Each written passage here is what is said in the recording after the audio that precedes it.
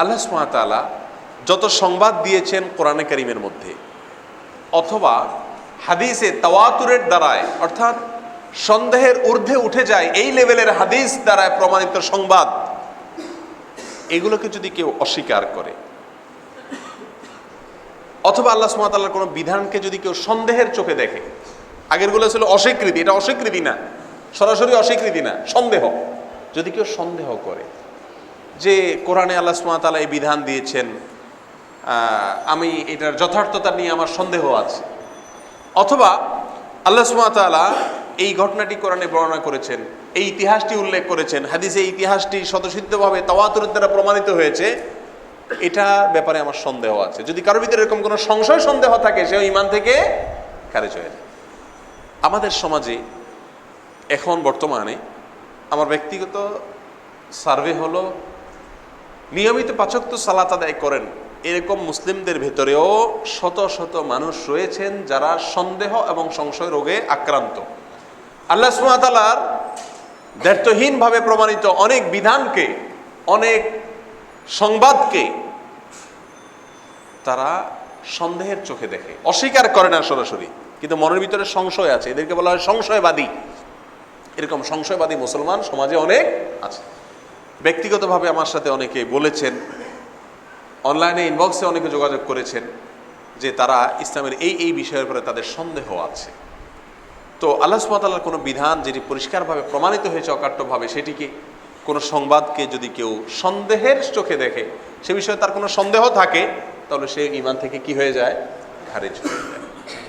প্রিয় ভাইরা আমার, এই শ্রেণীর লোকদের সংশয় এবং সন্দেহ দূর করার জন্য বিজ্ঞ এবং প্রাজ্ঞ আলিমদের শরণাপন্ন হওয়া উচিত, যারা তাদের সন্দেহ সংশয় দূর করে তাদের ভিতরে আস্থা তৈরি করতে সক্ষম হন। আল্লাহ সুবহানাহু ওয়া তাআলা আমাদেরকে এই রোগ থেকেও হেফাজত করুন। প্রিয় ভাইরা আমার, এই যুগে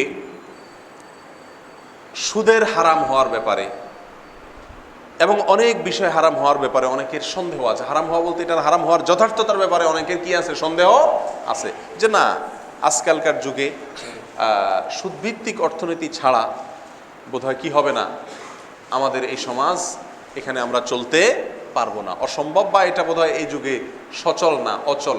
অনেকে বলে থাকেন আপনি লোন দিবেন আর কোনো বেনিফিট থাকবে না, এটা এই যুগে এই থিওরি চলবে না, এটা যথার্থ না এই যুগের জন্য। এরকম বিশ্বাস রাখা মুসলমানের সংখ্যা কিন্তু শত শত হাজার হাজার, বরং লাখো লাখো বলা যেতে পারে, যারা হয়তো সমাজে প্রকাশ্যে বলেন না। তো এর ফলে মানুষ ঈমান থেকে খারিজ হয়ে যায়।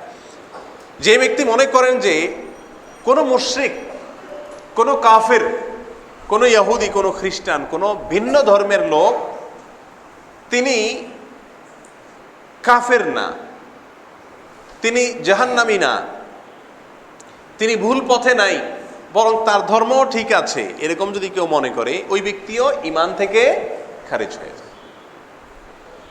আল্লাহ সুবহানাহু ওয়া তাআলা কোরআনে কারিমে পরিষ্কারভাবে বলেছেন, ইন্নাদ-দীনা ইনদাল্লাহিল ইসলাম, নিশ্চয়ই দিন হলো আল্লাহর কাছে একমাত্র ইসলাম। ওয়া মান ইয়াবতাগি গায়রাল ইসলামি দীনান ফালান ইউকবালা মিনহু ওয়া হুয়া ফিল আখিরাতি মিনাল খাসিরিন। আল্লাহ বলেছেন, যে ব্যক্তি দিন হিসেবে, ধর্ম হিসেবে ইসলাম ছাড়া অন্য কোনোটাকে গ্রহণ করবে, তো এই ব্যক্তি আল্লাহ সুবহানাহু ওয়া তাআলার কাছে সেটাকে সাবমিট করলে, উপস্থাপন করলে, ধর্ম হিসাবে ইসলাম ছাড়া অন্য কিছু আল্লাহ সুবহানাহু ওয়া তাআলা গ্রহণ করবেন না। উপরন্তু সে আখিরাতে দেখবে সেই ধর্মের অনুসারী হয়ে যত ভালো কাজ সে করে নিয়ে হাজির হয়েছে, সবগুলার কোনোটাই সে আল্লাহর কাছে বিনিময় পাবে না, সে ক্ষতিগ্রস্ত হবে। প্রিয় ভাইরা আমার, আমি এই পয়েন্টটার মধ্যেও বলতে চাই, আমাদের সমাজে অতি মডারেট কিছু মুসলমান আজকাল পাওয়া যায়, সব সমাজে পাওয়া যায়, সব জায়গায় পাওয়া যায়, বেশি মডারেট। ইসলামের ব্যাপারে, তারা দিনের ব্যাপারে অনেক বেশি উদার, এত বেশি উদার, তাদের বুক এত বড় যে এই বুকে হিন্দুদেরকেও জায়গা দিয়ে দিয়েছেন, ইহুদি খ্রিস্টানদেরকে জায়গা দিয়ে দিয়েছেন, ভিন্ন ভিন্ন ধর্মের মানুষদেরকেও তারা বুকে জায়গা, বুক এত বেশি প্রশস্ত, একটু বেশি প্রশস্ত হয়ে গেছে। তো এর ফলে কিন্তু তারা ঈমান থেকে কি হয়ে যান? খারিজ হয়ে যান। কারণ আল্লাহ সুবহানাহু ওয়া তাআলা যেখানে বলেছেন ইসলাম ছাড়া কোনোটা গ্রহণযোগ্য হবে না, সে যদি বলে যে গ্রহণযোগ্য হবে, তাহলে প্রকারান্তরে সে আল্লাহর আয়াতকে কি করছে? অস্বীকার করছে। আর আল্লাহ সুবহানাহু ওয়া তাআলা পরিষ্কারভাবে কোরআন কারীমের ভিতরে বলেছেন, ওয়া মান ইয়াকফুর বিল ঈমানি ফাকাদ হাবিতা আমালু, কুফরি যদি কেউ করে, অবিশ্বাস যদি করে কেউ, তাহলে তার আমল যা করেছে সে বরবাদ হয়ে যাবে, আর আখিরাতে সে ক্ষতিগ্রস্ত হবে। প্রিয় ভাইরা আমার, তাহলে অতি মডারেট, অতি উদার আমাদের অনেক ভাইরা আছেন যারা নিজেদেরকে খুব বেশি বুদ্ধিজীবী মনে করেন, অনেক বেশি স্মার্ট মনে করেন, অনেক বেশি যুগোপযোগী মনে করেন এবং নিজেকে মনে করেন অনেক উদার মুসলিম। এরা আসলে উদার না, এরা হলো উদাসীন। এরা উদার না, এরা কি উদাসীন। কি ব্যাপারে উদাসীন? ইমানের ব্যাপারে উদাসীন। ইমানের ব্যাপারে উদাসীন। দুনিয়ার সব ব্যাপারে তিনি মাশাআল্লাহ তার স্বাধীনতার একটা লাগাম থাকে, কিন্তু এক্ষেত্রে স্বাধীনতার কোনো কি নাই, লাগাম নাই। সব ধর্মের মানুষেরটা ঠিক আছে, সবার উদ্দেশ্য জান্নাতে যাওয়া, সবাই সব ধর্মই ভালো কাজের কথা বলে। এই টাইপের কথা বলা মানুষের সংখ্যা, বিশেষ করে আমাদের সেকুলার সমাজ ব্যবস্থা হওয়ার কারণে বহু মানুষের মনে প্রাণে এই বিষয়গুলো গেঁথে গেছে। অনেক মুসলমান জানেনও না যে এর ফলে তিনি ইমান থেকে কি হয়ে যান, খারিজ হয়ে যান। আল্লাহর ঠেকা পড়ে নাই আপনার মতো মানুষকে ইমানের গণ্ডির ভিতরে রেখে মোমিনদের জামাতের ভিতরে, দলের ভিতরে রাখার। আল্লাহর ঠেকা পড়ে নাই। আপনি আল্লাহর কথাকে অবিশ্বাস করে বেঈমান হয়ে যাচ্ছেন, আল্লাহর কোনো অসুবিধা নেই, আপনি নিজের ক্ষতি নিজে করছেন। এই টাইপের মোমিন ভাইয়েরা আমাদের যারা আছেন তাদেরকেও সাবধান এবং সচেতন করা উচিত যে এর ফলে মানুষ ইমান থেকে খারিজ হয়ে যায়। রাসূলুল্লাহ সাল্লাল্লাহু আলাইহি ওয়াসাল্লাম যে দিন নিয়ে আসছেন, এই দিন আসার পরে পূর্ববর্তী সমস্ত দিন কি হয়ে গেছে, রহিত হয়ে গেছে। সবগুলোকে নসখ করে দেওয়া হয়েছে, সবগুলো মনসুখ হয়ে গেছে, রহিত হয়ে গেছে, বাদ হয়ে গেছে। তার আসার পরেও যদি পূর্বের কোনো দিন ভ্যালিড যদি কেউ মনে করে, তাহলে ইমান থেকে তিনি খারিজ হয়ে যান। আমাদের দেশে বিশেষ করে উত্তরাঞ্চলে এবং দক্ষিণাঞ্চলের যশোর এ সমস্ত এলাকার কোনো কোনো জায়গায়, ইভেন ঢাকা শহরে অনেক জায়গাতে আপনার আহমদিয়া মুসলিম জামাতের মতো আরেকটা আছে ঈসাই মুসলিম জামাত, আপনারা অনেকে জেনে থাকবেন। এগুলোর ব্যাপারে আমাদের দেশে ওলামা ইকরামের খুব একটা আলোচনা, কথাবার্তা অথবা এগুলোর বিরুদ্ধে মানুষকে সচেতন করা, এগুলো আমরা এই টপিকে কথা বলা হয় না। খুব দুঃখের বিষয়।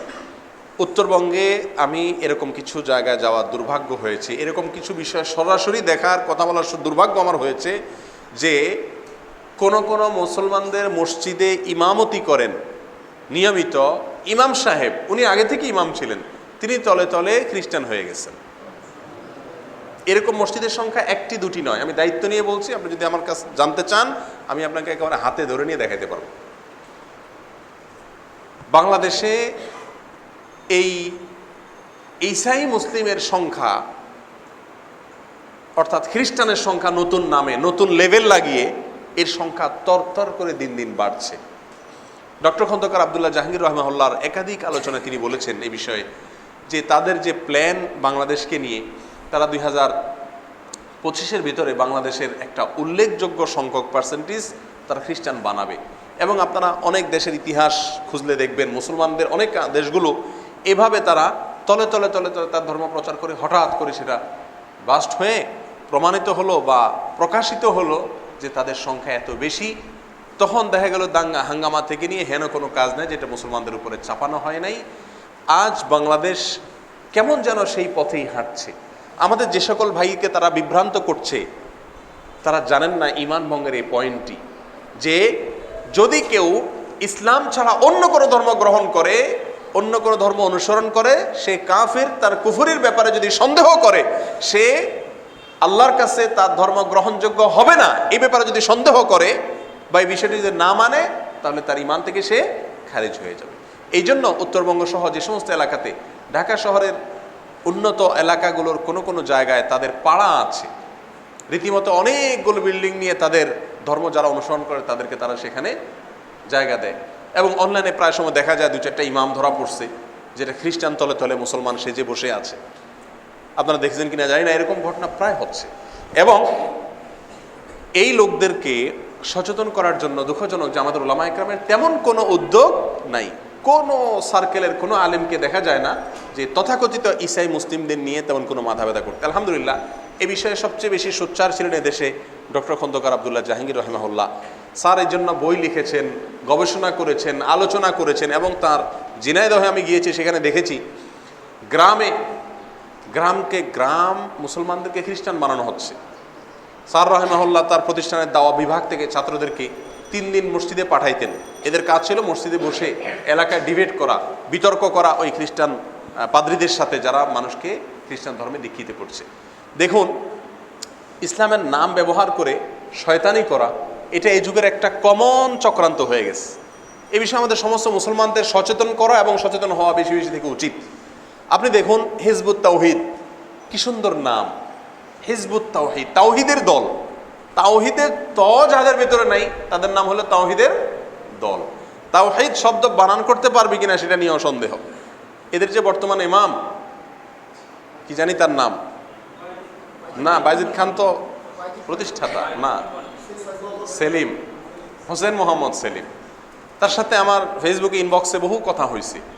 আমি বললাম যে আপনাদের বিষয়ে আমি একটা বই লিখতে চাচ্ছি এবং আমি গবেষণা শুরু করেছি এবং আপনাদের উপর আমার 1-1.5 ঘন্টা একটা লেকচারও আছে।